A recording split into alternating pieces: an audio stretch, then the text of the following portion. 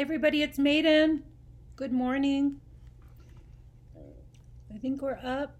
Yeah, we're up. Okay. This morning is Friday. Yay, it's Friday. A quarter to 10, 15 minutes to 10, 9:45 America. In the Southwest, that's Mountain Time. We're on the Southwest side, not quite the West Coast.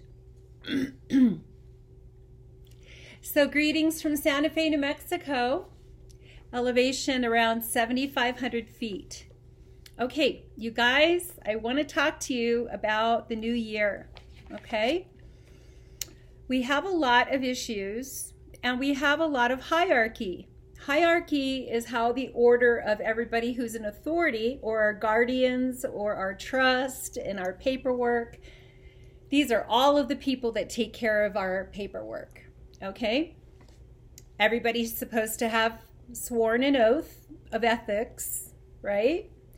Protect the Constitution, protect the Constitution, the national security interest connected to the Constitution and protections, not the national security interest of covert contracts of communism. Those are not protected, okay? So if you've got illicit contracts with Satan or the devil or communism or I don't know what, those contracts are have defects which make them null and void legally.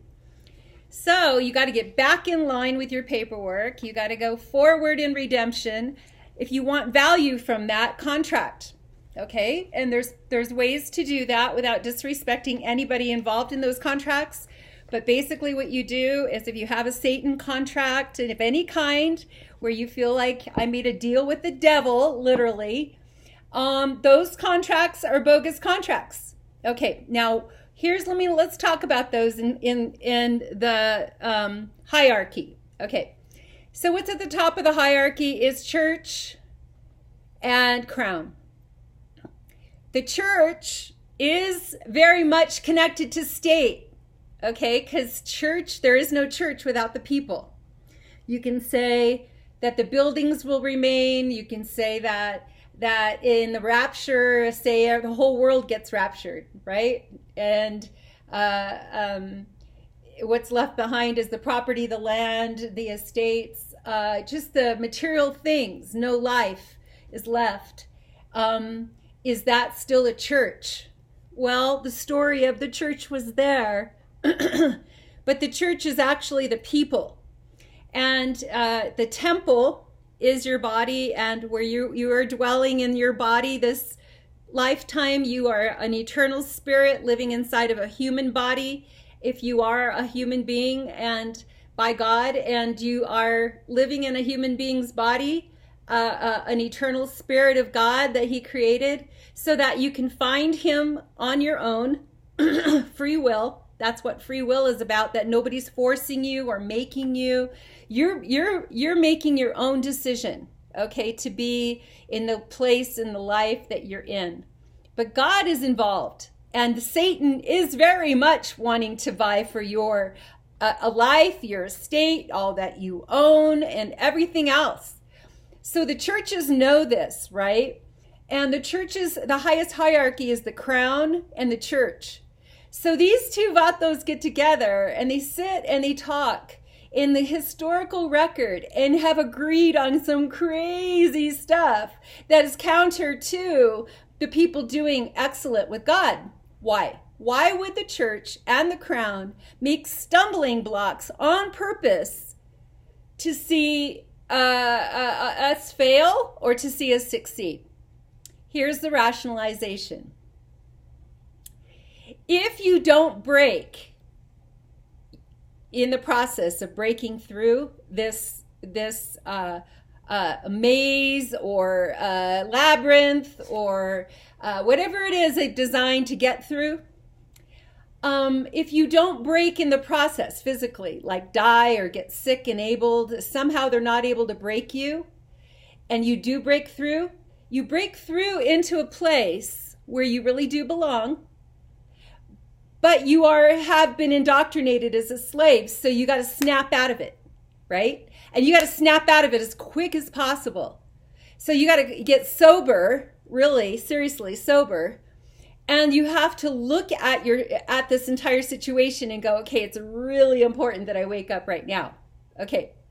When you've broken through the power of God and the supernatural miracle power of the Holy Spirit making a way for you, as well as you doing your work, your study, Bible says to show yourself approved. Study and show yourself approved. Okay. So that's where I am. I am acquiescing for approval so that I can show you I've been approved. Now, do I have to do it this way? Can I go into the street and riot and scream and yell and scream at the gate in front of the property and make a spectacle out of myself and get arrested? Could I do that? Is it an option? Absolutely. But is that where God says to be for me? No, that's not where he says to be for me. Where he says to be for me is to show yourself strong in royalty, nobility, ethics. Live your life here. Don't take it off. No matter where you go, no matter what you do, just make sure you're wearing that garment all the time. It is part of you. Okay. So you're always making a stand for the little guy. You're always making sure no one's left behind. You're always looking behind you to make sure we didn't leave anything behind. Financially, equity, value, citizenship, rights, inalienable rights, freedoms, of liberty versus freedom. You're looking at all of it because God has given those eyes to you, right? Okay, so then he goes, not only am I going to give you the knowledge to show yourself approved to those who approve of you, right? But I'm also going to give you the blessing for them. So everybody who blesses you with their approval you are supernaturally going to connect yourself to heaven because God has been involved in this the whole time. This is not about me. I am the Maiden, Micha G. Valdez, Maiden of Santa Fe, Micha G. Valdez. Yes, I am a 2020 presidential candidate, registered in 2016, notarized and endorsed and filed in the courts, everything. But are they going to try to discount that and to dismiss that and say it's a technicality, you didn't register in 2020? No. Yeah, that's what they're going to try to do. They can find evidence I'm completely registered for 2020 in the public legal record. Since 2016, you're allowed to register ahead of time. I did. Okay, so I am registered since 2016 for 2016's election and 2020's election. I have a very old registration number. You can find it there. And so I do look always at the president every single day. Since 2016, all the way to now, and even before that, President Obama, I checked in on him every single day. Every day I knew his schedule. Every day I was praying for him. Every day I believed in him. I knew what the kids were going through. I watch every single day, praying vigilantly. Followed his directions into the court systems. Believing in the court systems because I believed in our president knew the court systems would be giving us justice. Okay, well, that hasn't played itself out. One of the rights we have in the court system is a fair and speedy trial to get done with whatever issue. So you're not by proxy incarcerated, which I have been for 8 years, and my husband. It's affected our whole life. Okay, so at the top of all of this hierarchy is the crown and the church. The crown and the church are over the courts. They are above the courts. The courts take their marching orders truly from the crown and the church. Because the courts aren't even here. The courts are really kind of down here. And above the courts, over the courts, is Congress. Is the protection of the Constitution, is national security, is security secrets, where nobody knows these secrets but those who are in charge of security. And sometimes it's super scary because there's a computer in there telling everybody what to do. Okay? So what the code has done is it slowly manipulated its way and seeped itself into the human ethics. We are taking an ethics code as human beings, but we're being governed by the code. So those two don't even match. So as soon as you take the oath, if you're going to be as smart as you possibly can be and function in the excellence of your integrity and ethics code, then you will end up looking for your pathway of honesty, and you will always be hitting all kinds of math sector, tech sector, information, algorithms, logarithms, having to do with things like genetic algorithms. This is the biosector, the medical sector, turning the human being, pain, suffering, all the punitive issues, divorcing from punitive, right? And going directly into genetic code. This isn't the genetic code like reading a DNA sample or a blood sample. This is an alternative math code that they've applied to the genetic code. Now, where they've justified this is in education sector, because if they can do one other thing with this duplicity, they can do the next thing, okay? So the math sector has nothing really ethics in it, okay? Really. This is another part of the math sector, right? This is economics. Okay, this is where the math on paper bifurcates into an actual currency. But if you have to go slowly, or you're going to roll right through this. So when you're looking at your security, I'm sorry, you guys, it's Friday afternoon, and it is 5 minutes to 10 in Santa Fe, New Mexico. God bless you. It's wonderful. I feel so much love and excitement for what God wants to do. Okay, so but this is where God wanted me to kind of bring you guys into an arena of awareness here, what's going on in our courts, in our country, all over the world, and what we, America, are doing together with God and our other parties around us, other countries around us, parties that are unto themselves, and parties that are wanting to co-labor with us or trade with us or be with us or bond to America because they can't find freedom where they are and they want to bond to freedom and strength from America. This is what's being fought. Okay. The math sector is misrepresenting the truth. Okay, math sector. Is there genetic algorithms? Yes. Is there a finance connected to the genetic algorithms? Yes. This is the finance, but this is the math. So the math precedes the actual currency. Now, what we're missing is jurisdiction in between them. Because once a concept becomes a materialized, used, everyday thing, like currency, then you've got a completely different bond of trust. Do I have to trust this to trust this? Yes. I have to believe this to have a confidence in this? Yes. But what else is working with this? Economics. That is also working here, invisible, that I don't know about. It is the definition and the currency guarantee.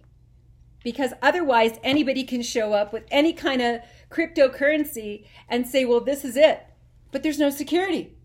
So they're going to talk you into it, sell you into it, flash you into it, do the website and the actual, look like it looks like a specific thing, when in reality it's an illusion and you're pouring your real live equity into something that is filled with holes. The Bible talks about that in Proverbs. So be careful when people are trying to compliment you, especially in finance, okay? Because there's so much to do here. Now, remember I was telling you about hierarchy and the crown and the church are up here making conversations and agendas that is going to affect everybody? Okay. In that conversation is regarding always who's going to guarantee this. The church is sitting right there. The church knows God, Jesus Christ, has promised in his word, right? Jesus Christ has promised in his word Bibles from the 1700s in America, Jewish and English translations, Bibles, all these Bibles, guys, Bibles that have the promise written in there so anybody from any language can read it. It's for the whole world. Okay.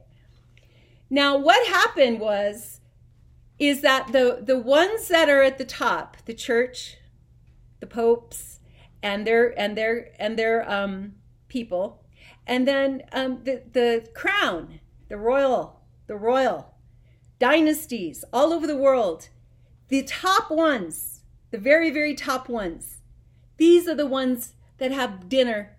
These are the ones that have lunch. These are the ones that sit around in those cigar dens and wine and bring out the wine. And I've been a part of that family growing up. I mean, a foster family, but you know, I was a foster child in these homes where leadership of the crown and church. And I was very humbled to see the comfortability. Very comfortable. They're like family. They're like the priests would come and they drink wine and music would be in the background and they have beautiful dinners and everybody would just enjoy each other, conversations and the wine and everything. And every once in a while, the conversation would go into the business, go into the decisions for the church, go into the decisions for the crown, and agree together just over dinner. And then they would have their people call and they do the contract. But it was about hospitality and family is my point. That they felt very comfortable and hospitable with each other. They trusted each other to come into each other's homes. Not the conference centers, that's a different jurisdiction that should follow. The private party, home, dinners, lunches, whatever, you know, where you're just spending time together to like each other. You gotta like each other. You have to figure out how to enjoy each other. That takes us, you gotta roll this back. Senator McCain, John McCain, he was about the pace. That was what his name means. It's this pace. And if you will learn how to roll slower, because you roll through life. God is, you can watch a storm roll through here and out. And it was like, wow, that rolled fast. Or they come in and they stay and they roll slow. And that's God looking at our lives. Taking time. If you're not distracted, you'd notice that God is coming through, rolling through, and especially now during the Epiphany. So, I want to say that these hierarchies are always with us, just like God. These issues of family and friends that they can connect together and agree together on behalf of themselves, that's the question. Or did you just make a decision on behalf of yourself, somebody like you? Or did you make a decision based on the cries of the suffering, the cries of those who are crying in the wilderness for help? Are you making decisions based on the elite that have provisions? Are you making a decision based on those who have absolutely no provisions? Okay, so it's always very fickle, is my point, even at the very top. You know, Rothschilds and Rockefellers and the royalty of England and all around the world, you look at what they've done, even on the tribal nations. The whole tribal nation reservation can be completely impoverished, and you go find the chiefs of the nation, and they are living quite high on the hog, and they don't even spend time on the reservation. They're traveling the world. Okay, so the greed and the gain is very seductive. Okay, and some of the incentives in being a criminal are way better than being honest and having integrity and obeying your oath and serving like you signed up for. God is trying to say that all have fallen short of the glory of God. You can find a hole in somebody's thinking or concepts or theories even being proven by statistics. You can usually find a crack in the armor somewhere to build your debate and in your argument. But what God is trying to do is fast track us into success, because there is so much of it there if we will go there and stop fighting. Literally stop fighting. Okay?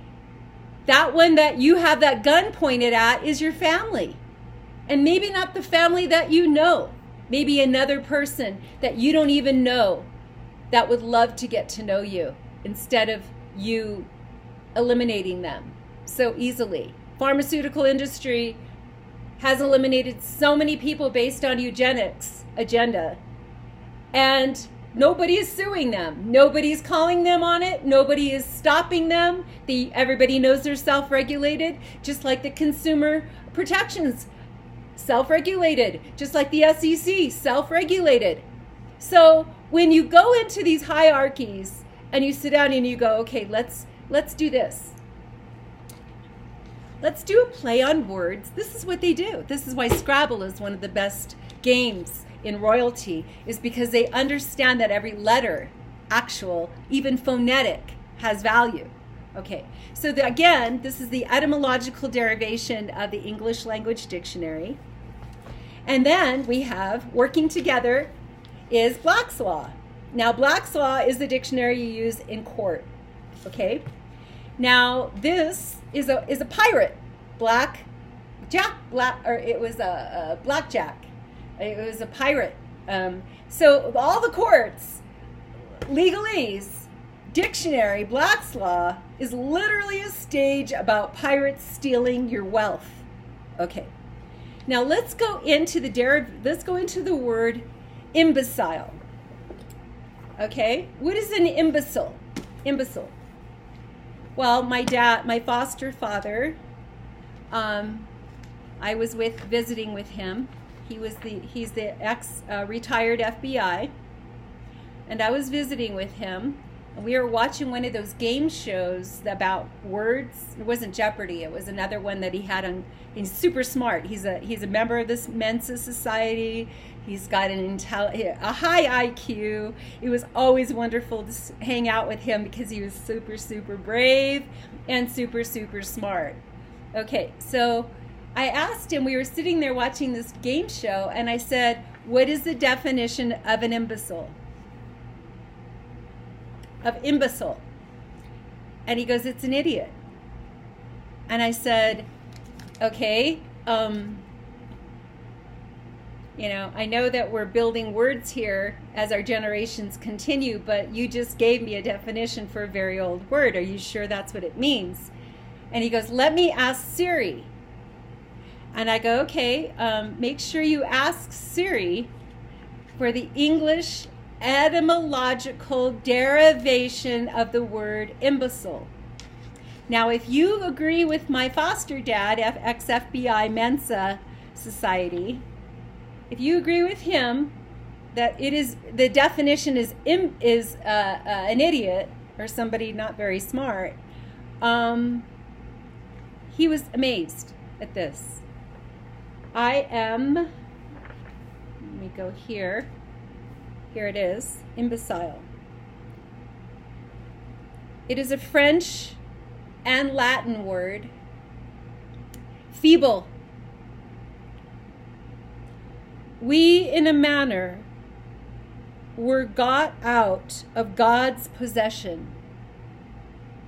Okay, so we, in a manner, are got out of God's possession. So this reference of this this dictionary, of our language, the English language, from the beginning of our country. Now all this talk right here is to the, in my trust, is to honor. This book is all about honoring one of my largest benefactors who trusted me when I had my brokerage, and that's when I had my heart attack. So these all happened back to back, where the benefactors started coming into my life of wonderful people.